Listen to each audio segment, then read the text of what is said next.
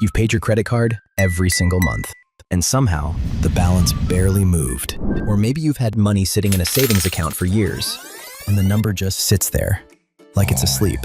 Both of those things are connected, and the connection has a name. It's called interest.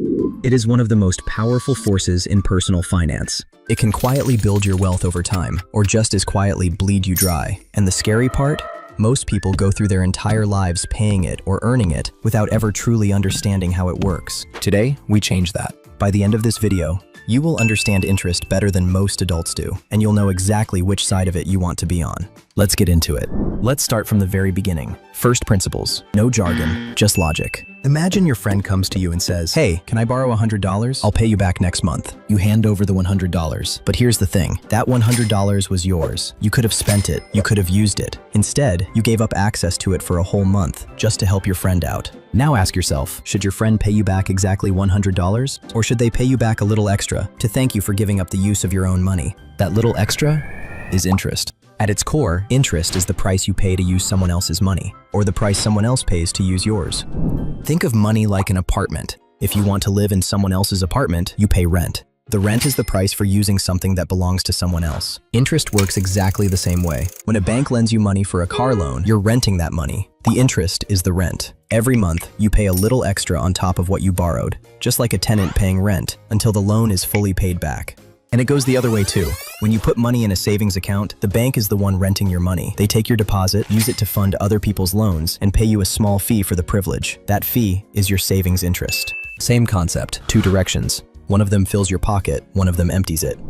Interest is simply the price of renting money. Pay it when you borrow, earn it when you save. Now here's where it gets interesting. Most people think interest is just a small fee, a minor inconvenience. But what if I told you that interest has two completely different personalities, and one of them is almost invisible until it's too late to stop it? Before we go deeper, let's clear out the bad ideas, because a lot of what people believe about interest is wrong, and those wrong beliefs are costing them money right now. Myth. Interest is just a small extra fee. It barely makes a difference. Reality. Over time, even a small interest rate can cost or earn you thousands of dollars. Let's go back to basics. Why does this myth exist? Because when you look at a monthly credit card statement, the interest charge might look small, maybe $30 or $40. That feels manageable. But here's what that myth ignores. Time. Interest doesn't just happen once. It happens every single month on whatever balance remains. And if you're only making minimum payments, that balance barely shrinks. So you pay interest again next month, and the month after, and the year after. A $3,000 credit card balance at 20% interest, which is a very common rate in America, could take over 14 years to pay off if you only make minimum payments. And by the end, you would have paid nearly $3,000 in interest alone. You'd have paid double what you originally spent. Small fee? Not even close. Myth. Saving money in a bank account means your money is just sitting there doing nothing. Reality. Your money in a bank account is actively earning interest. You just need to pay attention to how much. Back to first principles. What does a bank actually do with your deposit? They don't just lock it in a vault. They lend it out to other customers. Your $1,000 deposit might become part of someone else's mortgage, car loan, or business credit line. Bank earns interest from those borrowers. And in exchange for using your money to do that, they pay you a slice of what they earn. That's your savings interest. Now, is that slice always big? No. Traditional savings accounts at big banks like Chase or Bank of America have historically paid very low rates, sometimes less than 0.5% per year. But high-yield savings accounts, often found at online banks, can pay significantly more. The point is, your money is not sleeping. The question is whether you've put it somewhere that pays you fairly for lending it out. Myth. All interest rates are basically the same. Reality. Interest rates vary wildly, and the difference can mean thousands of dollars. Think about it from scratch. Every loan is a different situation. A mortgage on a house is backed by the house itself. If you stop paying, the bank takes the house. That security means the bank takes less risk. Therefore, mortgage rates are relatively low. A credit card, on the other hand, is backed by nothing. If you stop paying, the bank can't repossess your dinner or your Amazon purchases. More risk for the bank means they charge a much higher rate to compensate. In 2024, the average mortgage rate in America was around 7%. The average credit card interest rate? Over 20%. That's nearly 3 times higher. On the same borrowed dollar, you'd pay 3 times more in rent. Not all interest is created equal. Where you borrow matters enormously. Interest isn't a minor detail. It's the difference between building wealth and losing it, quietly, over time.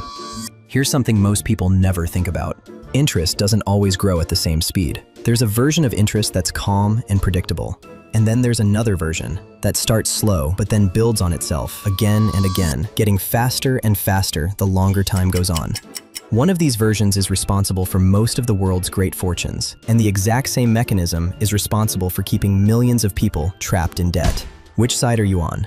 There are two main types of interest, and understanding the difference between them is one of the most important things you can learn about money. Simple interest is exactly what it sounds like. You borrow a fixed amount. You pay a fixed percentage on that amount every period. It never changes. It never builds on itself.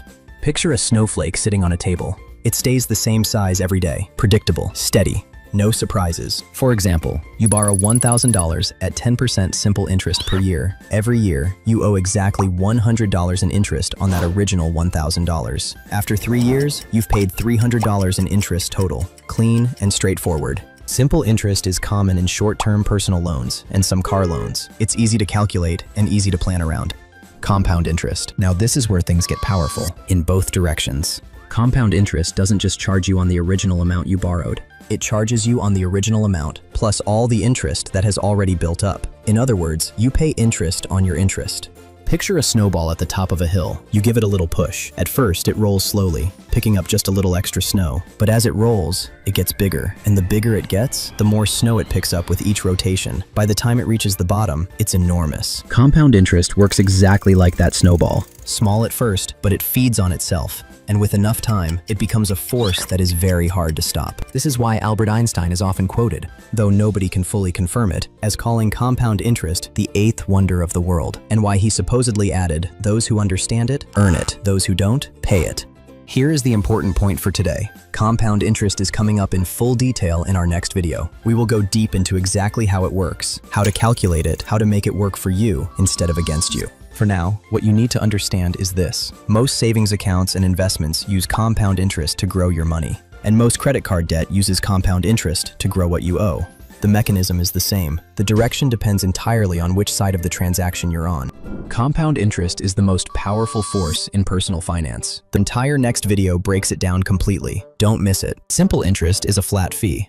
Compound interest feeds on itself. Understanding which one you're dealing with changes everything. Quick question. You've seen the number APR on a credit card ad, a loan offer, or a car dealership sign. Do you actually know what it means? Because it's one of the most important numbers in your financial life, and most people just skip right past it. APR stands for annual percentage rate. It is the yearly cost of borrowing money, expressed as a percentage. Let's break that down completely. If you borrow $1,000 with a 12% APR, that means over one full year, you'll pay 12% of $1,000 in interest charges, which is $120. That's about $10 per month. Now here's where it gets important. Not all APRs are the same, and the type of loan determines the APR you're likely to get. A federal student loan in America might carry an APR around 5 to 7%. A car loan from a dealership might be 6 to 10%. A 30-year mortgage might be 6 to 8%. These are all considered relatively reasonable because the loans are backed by something. Your education investment, your car, your house. But a credit card?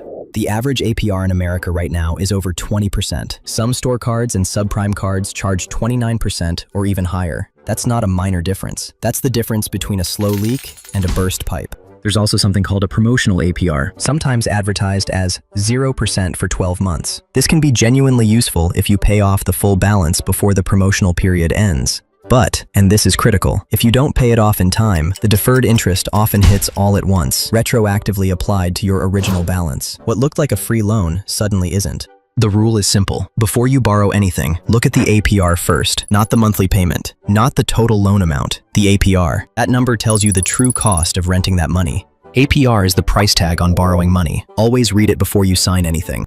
Here's something school never teaches you. Even the experts don't fully agree on interest. Let's listen in.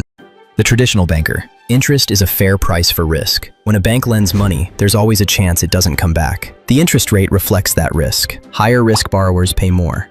It's just math. The consumer advocate. Credit card interest rates above 20% are predatory, plain and simple. They target people who are already financially stressed, trap them in cycles of minimum payments, and extract enormous wealth from those who can least afford it. The behavioral economist. The problem isn't interest itself, it's that people are wired to discount the future. A purchase today feels real. The interest you'll pay 3 years from now feels abstract. That psychological gap is what lenders exploit. The wealth building coach. The same interest rate that destroys people on the borrowing side creates wealth on the saving and investing side. The goal isn't to avoid interest, it's to switch sides. Stop being the one who pays it, become the one who earns it. 4 experts. 4 completely different angles on the same concept. The banker sees interest as fair risk pricing. The consumer advocate sees it as a trap for the vulnerable. The behavioral economist says the problem is in our own brains. And the wealth coach says the solution is to flip which side of the transaction you're on. They're all touching a real piece of the truth, and together, they show you something important. Interest is not morally neutral. It has real consequences for real people, and understanding it is the first step to making sure those consequences work in your favor. Interest isn't just a financial concept. It's a system, and where you stand in that system determines whether it builds you up or breaks you down. Let's come back to where we started. That credit card balance that barely moved. That savings account that felt like it was doing nothing. Now you know what was really happening. The credit card was collecting rent on money you borrowed every single month, compounding quietly on whatever you hadn't paid back yet. The savings account was paying you rent, a small fee from the bank for letting them use your money. The question was whether that rent was fair and whether you had it parked in the right place. Here's what we covered today. Interest is the price of renting money. You pay it when you borrow, you earn it when you save.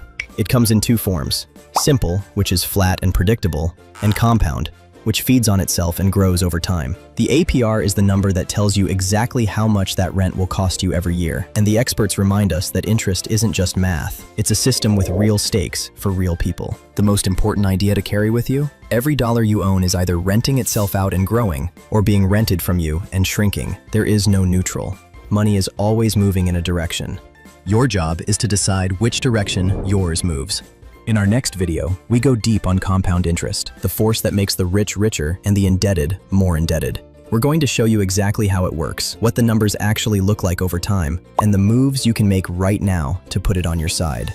Trust me, that video will change how you see every financial decision you make. Don't miss it. If this video made interest make sense for the first time, hit that like button. It tells us you want more of this. Subscribe to Pennywise Planning. We explain money the simple way. No jargon, no noise, just the stuff you actually need to know. And drop a comment below. Are you currently on the paying side of interest or the earning side? Be honest. Let's talk down there.